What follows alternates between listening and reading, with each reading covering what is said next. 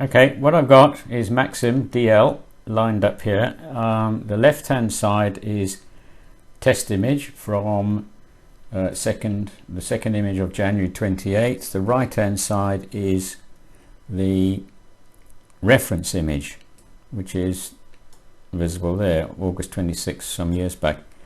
Straight away you can see that the noise in the left hand side is considerably greater than the right hand side, because this one, as I mentioned the other day, has been stacked with probably 15 or 20 images to make it look a lot smoother. There is the Nova. The mouse pointer doesn't always coincide on this screen capture program, so I've put the crosshairs bang in the middle there. I don't know whether a mouse pointer will appear. If I move the mouse pointer over there, you can see I put it now on the middle of that slider. You may see it somewhere slightly different. I haven't quite figured that out. But there is the Nova, and in the corresponding reference, clearly there's nothing there at all. So my screen stretch program slider goes, so you're probably looking at it like that when you look at the raw TIFF, or even like that, and this will enable you to easily stretch the thing up so that you can accentuate objects and make them stand out. If you know where they are, you can do that, so that makes the thing look extremely prominent. That's the information window here is also useful. It will tell you the pixel ADU.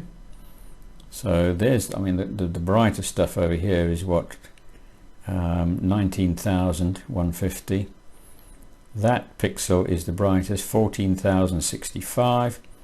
But if you just go off if you just go off to the side, 12,000.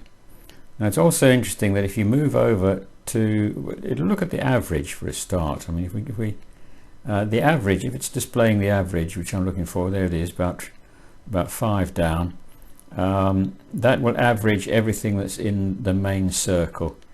I won't bother telling you why there's 3 circles there, but that's fun. If we move over to the other image, you can see that the entire thing is at about 14,000 ADU. So that gives you another problem to worry about, that the floor is going to be different. So what we could do is to say, if I look at the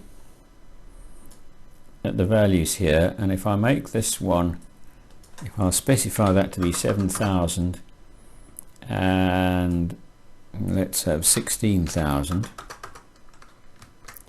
it will display the image thus. If I move to the other one and say, let's make that 7,000 to 16,000,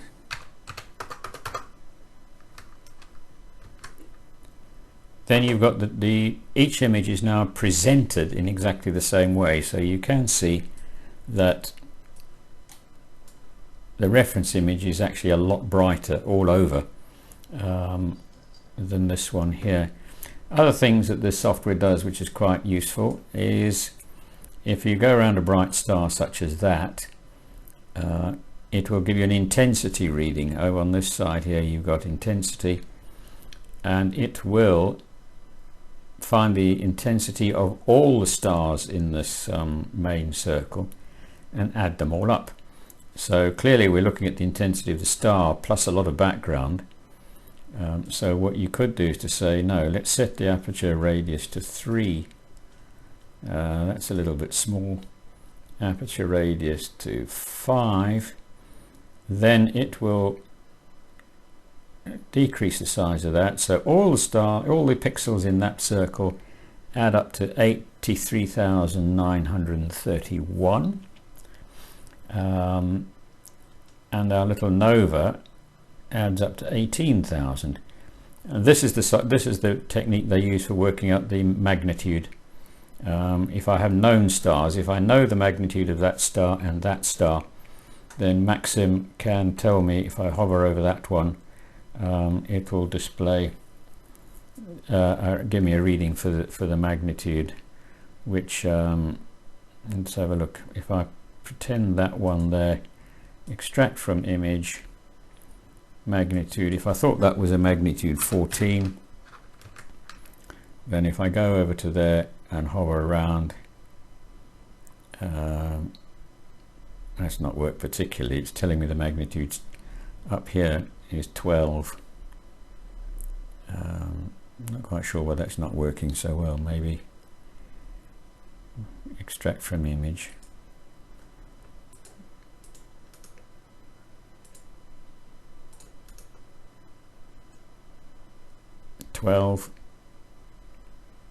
That's obviously a load of rubbish, so I might scrap this bit completely. That's not working at all. It's telling me that the magnitude of this star is the same as the magnitude of that star, which is clearly a load of rubbish, but scrap that. Anyway, there we go. That's reference image on the right, test image on the left. Every pixel is going to be completely different. So the rejection algorithms which you'd have to write would have to be quite clever. It would have to do in both images, it would have to do something where you make the maximum and minimum brightness to look about the same. So we'd have to stretch the images. How's that? On my screen that looks really well. That one looks a bit brighter. That's brighter, so knock it down a bit. Yeah, so there you're now comparing that invisible bit, or almost invisible bit there, with a similarly almost invisible bit there. Over and out.